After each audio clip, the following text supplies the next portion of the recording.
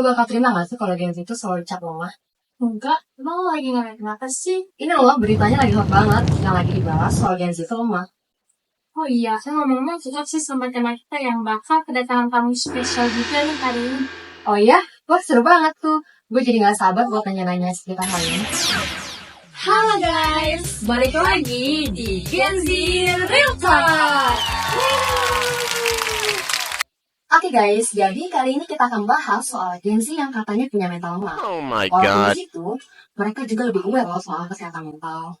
Itu dipengaruhi oleh teknologi, sosial media, internet, dan akses informasinya.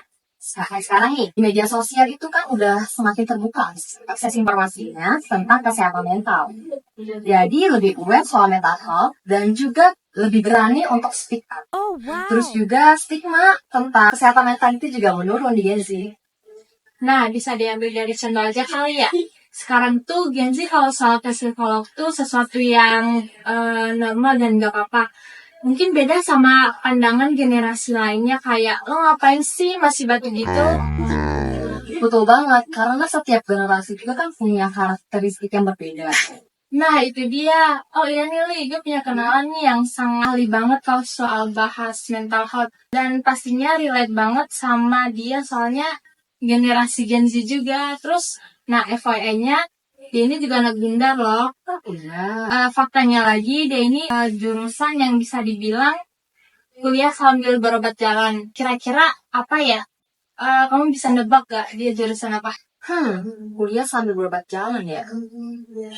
Ah, ini mah gue tahu, psikologi kan?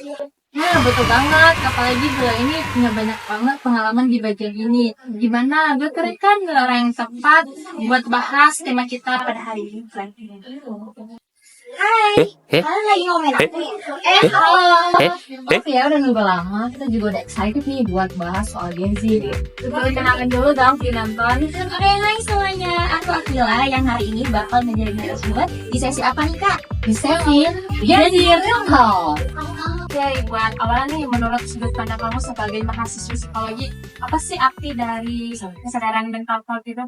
Menurut aku pribadi sebagai mahasiswa psikologi, kesadaran mental health itu sangat penting ya. Sama pentingnya seperti kita menjaga kesehatan fisik. Jadi dia harus seimbang antara kesehatan fisik dan juga kesehatan mentalnya. Nah ini tuh berarti kita tuh bisa memahami perasaan kita sendiri, bisa mengendalikan emosi kita sendiri, sehingga ketika kita sadar terhadap mental health kita bisa mencari tahu atau mencari bantuan kepada orang lain ketika kita membutuhkan. Tadi kan kamu bilang ya mengendalikan emosi. Nah, gimana caranya emosinya lagi tiba-tiba datang nih?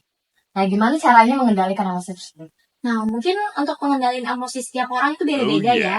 Mungkin aku bisa kasih satu tips untuk mengendalikan emosi dengan cara kita menahan 5 detik untuk menahan emosi kita, kemudian baru menyampaikan tentang apa perasaan. Menurut kamu kenapa sih Gen Z itu harus aware sama kesehatan mental? Oke, kalau mungkin tentang aware-nya, tidak hanya Gen Z ya yang harus aware terhadap mental health, milenial, Gen Alpha itu juga harus aware terhadap kesehatan mental. Iya sih kak, emang generasi sebelum Gen Z itu kesadaran tentang mental health-nya itu masih kurang ya? Iya, masih kurang. Makanya kita beruntung banget nih ada di generasi Gen Z dan seterusnya karena informasi yang itu kan sangat cepat ya dan informasi. Jadi kita juga bisa lebih aware terhadap kesehatan mental. Oh iya, aku boleh nanya nggak sih, kira-kira nih apa aja tanda-tanda yang harus kita sadari untuk memulai peduli sama kesehatan kita? Kalau mungkin tanda-tanda yang bisa kita kenali, salah satunya itu ada pola tidur. Jadi orang yang mental health-nya sedang terganggu itu bisa insomnia atau tidak tidur sama sekali, ataupun tidur yang berlebihan. Kemudian dari pola makannya juga kelihatan, dia biasanya makannya berlebihan ataupun sama sekali tidak nafsu makan. Terus nggak mau ikutan nongkrong, nggak mau melakukan aktivitas yang dulunya dia senangi. Jadi harusnya terbuka juga nggak sih dia? Iya, Dia nggak harus menyendiri. iya harus nongkrong gitu, have fun sama teman-teman dia, nggak stres juga kan. Kalau misal muncul tanda-tanda nih di dalam diri Pak, apa yang harus dilakukan? Yang pertama mungkin kalau misalnya dengan orang-orang terdekat, kita bisa menyampaikan tentang perasaan kita, terus bisa meluapkan emosi kita, bilang ke orang-orang tentang permasalahan kalian, seperti apa, biar nggak kepikiran dan mendem masalah. Terus juga kalau misalnya udah berlarut-larut, mungkin bisa ke profesional, sehingga masalahnya bisa cepat teratas. Nah, yang terakhir nih, ada nggak sih tipsnya buat penonton, terutama Gen Z yang lagi nonton talk show ini? Hal sederhana yang bisa kita lakuin sehari-hari buat menjaga kesehatan mental kita. Kalau misalnya untuk kegiatan sehari-hari, itu mungkin bisa journaling seperti yang Gen Z lakuin sekarang, bisa journaling mencurahkan perasaan kita sendiri, terus bisa ikutan aktivitas atau hobi-hobi yang baru, seperti aktivitas yoga atau pilates, begitu. Terus juga bisa have fun sama teman-teman, ngelakuin aktivitas bersama-sama. Itu sih palingan kalau untuk tipsnya. Terus tips yang bisa menjaga kesehatan mental kita untuk setiap hari itu apa? Kalau misalnya setiap hari yang bisa dilakukan setiap hari itu mungkin kita bisa latihan mindfulness. Nah, cara latihan mindfulness ini itu kita bisa selama 5-10 menit di pagi hari itu kita menarik napas, mengeluarkan napas, kemudian kita akan memberikan afirmasi positif terhadap diri kita sendiri. Wah, banyak banget nih informasi yang udah kita dapat dari Kila. Betul banget. Dan udah gak terasa banget, kita udah sampai di akhir acara aja. Dan sebelum kita benar-benar menutup acara ini, aku ingin mengajak kita semua, baik yang ada di rumah, ataupun dimanapun kamu menonton ini, untuk melakukan sesuatu secara bersama-sama. Coba ambil nafas dalam-dalam. Tarik.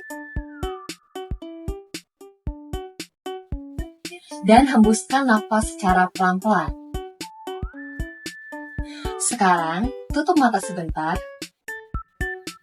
Bayangkan dirimu itu di tempat yang nyaman, tenang, dan bebas dari segala tekanan.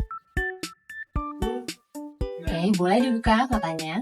Ingat, tidak ada yang lemah dalam meminta bantuan. Generasi kita, Gen Z, itu bukanlah generasi yang lemah, tetapi generasi yang berani jujur tentang perasaannya dan berani merawat diri. Karena kesehatan mental itu hak semua orang. Dan gak ada salahnya untuk terus belajar dan peduli dengan diri kita sendiri dan orang di sekitar. Terima kasih buat Akila dan buat semua yang hadir di sini dan ikut ngobrol bersama kami. Mari kita buat generasi kita lebih kuat dengan keberanian kita untuk peduli dan sadar. Dan buat yang di rumah, yuk kita mulai langkah kecil. Setelah talk show ini, mari coba tanya kabar teman atau keluarga kamu yang lagi butuh dukungan. Karena sekecil apapun perhatian kita akan berarti banyak. Sampai jumpa di talk show berikutnya. Dan terus jaga kesehatan mental kalian. Stay aware, stay strong, Gen Z. Dadah!